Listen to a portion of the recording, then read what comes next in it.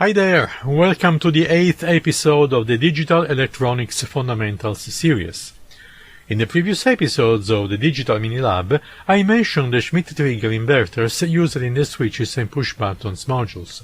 But I realized that I hadn't introduced those components yet, and so let us use this episode to talk about the Schmidt Triggers and their role in digital electronics. Let's begin.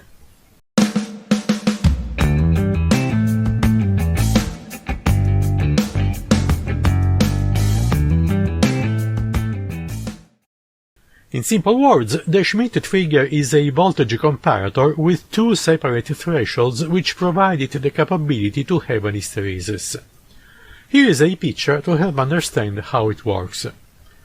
The first time the upper threshold is crossed, while the input signal goes up, the output signal will go up as well and will remain there until the input signal will cross the lower threshold while it goes down. At that point, the signal will remain down until the upper threshold is crossed again. Once the output is set because of the crossing of a threshold, it will not change for any other crossing of the same thresholds. However, it will change when the other threshold is crossed. We have two basic kinds of Schmidt triggers in digital electronics. The non-inverting Schmidt trigger, which basically transforms an analog or a noisy signal into a clean digital signal, and the inverting Schmidt trigger, which does the same job as the regular device, but it generates an inverted output signal. Inverting Schmidt triggers are commonly available in groups of 6 within the same integrated circuit, available in both TTL and CMOS logic families. Let's take a look at an example of a TTL IC, the SN7414, which consists of 6 Schmidt trigger inverters. The symbol used to represent these inverters incorporates a graphical representation of hysteresis, indicating the presence of a Schmidt trigger at the input. In addition to the inverting Schmidt triggers, we can also find non-inverting buffers and other types of logic gates that incorporate Schmidt triggers at their inputs. These integrated circuits are specifically designed and sold as such, providing various options for incorporating Schmidt triggers functionality into digital circuits. A couple of examples are the SN7413, which contains 2 NAND gates, each with 4 Schmidt trigger inputs, and the SN74132, which contains 4 NAND gates, each with 2 Schmidt trigger inputs.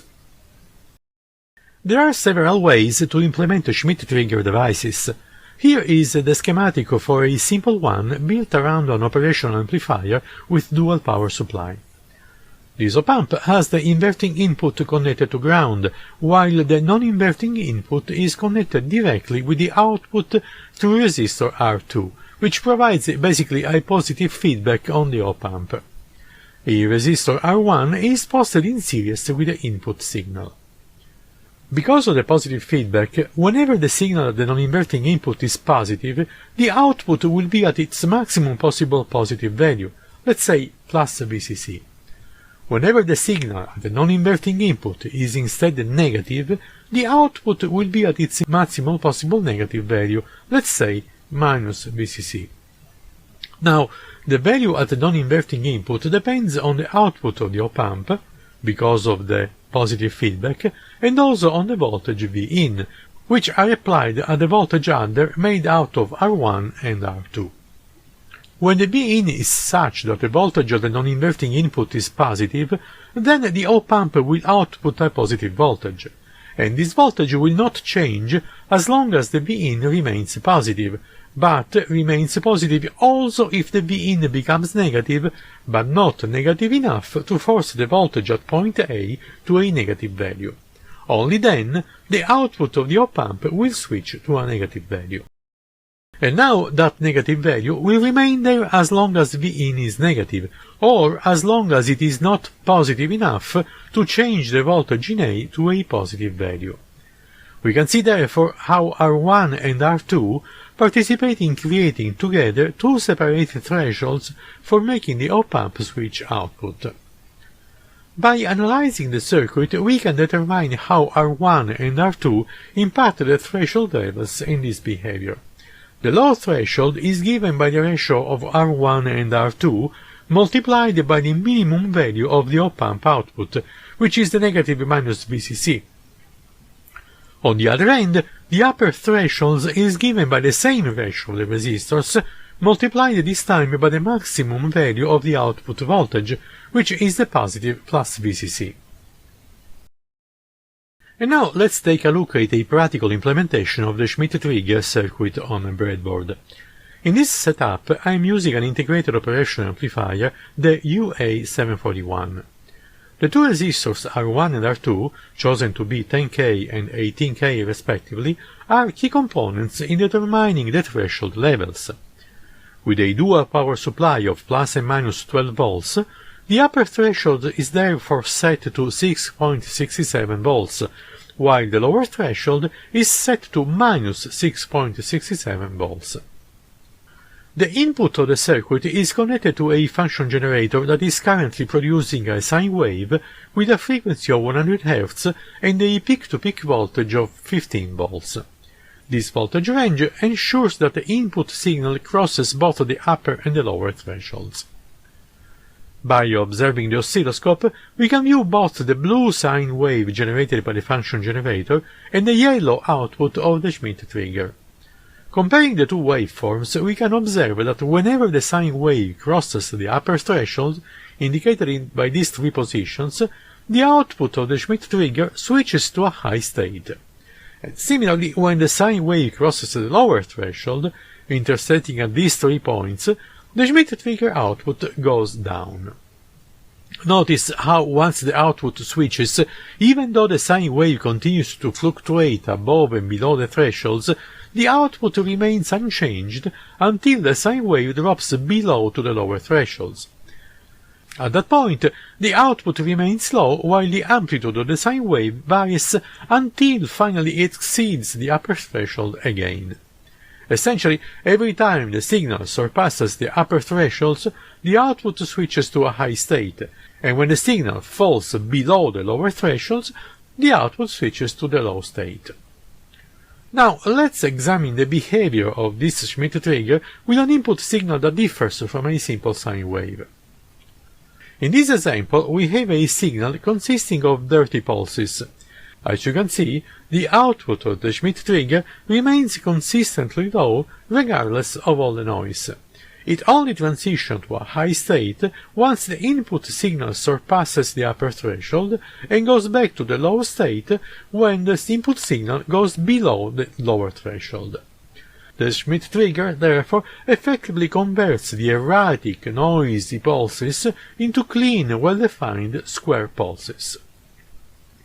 In this other example, with a different waveform, we observe that the output of the Schmidt trigger becomes high only when the input signal exceeds the upper threshold, and similarly the output goes low when the signal drops below the lower threshold.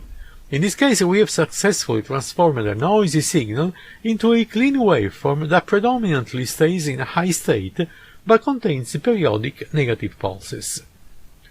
These examples highlight the capability of the Schmidt trigger to eliminate noise and provide reliable, clean output digital signals in various scenarios. The discrete components-based Schmidt trigger functions well, but it requires 3 components, making it bulky.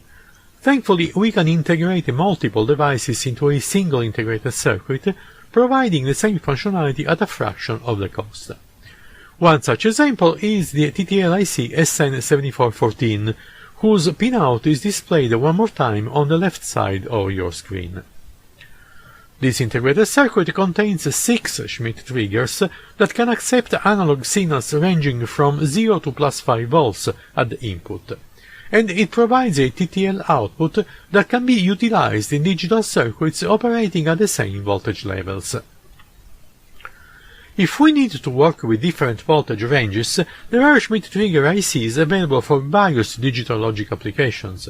For instance, the CD40106 operates using CMOS technology, enabling it to handle voltages between 3 and 15 positive volts. In this circuit, the integrated circuit being used is the SN7414, which consists of 6 Schmidt Trigger inverters implemented using TTL technology. For this particular circuit, I have used the first inverter of the SN7414. And since it is an inverter, its behavior will be exactly the opposite of what we observed in the circuit with an op-amp. To better understand this, let's refer to the oscilloscope display. The blue trace represents once again the input signal, while the yellow trace represents the output signal. In TTL technology, all signals are positive, ranging from 0 volts to plus 5 volts. Whenever the input signal drops below the lower threshold, the output signal goes high. And conversely, when the input signal exceeds the upper threshold, the output signal goes low. It's worth noting the values of the two thresholds. Clearly visible on the oscilloscope, the lower threshold is around 2 volts, and the upper threshold is approximately 3 volts, both positive. Now, let's examine the behavior when a sine wave is applied as the input signal.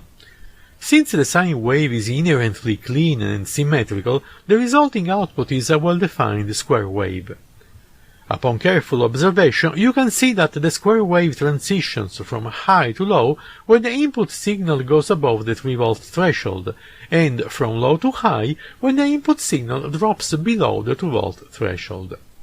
In summary, the first inverter of the SN7414, and all the others as well, utilizing Schmidt Trigger functionality, produces an inverted square wave output based on the input signal's thresholds, exhibiting the opposite behavior of an op-amp inverter circuit.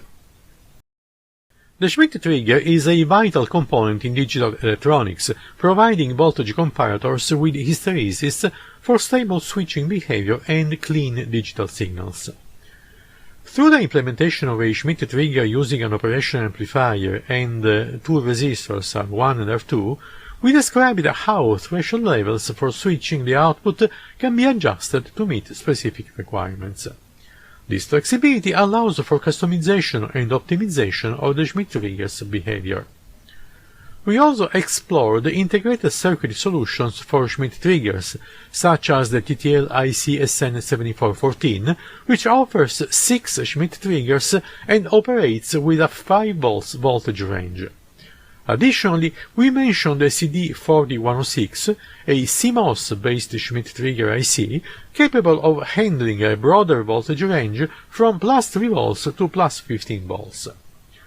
Schmidt Triggers are indispensable components in digital circuitry, enabling reliable signal processing and ensuring accurate and stable operation.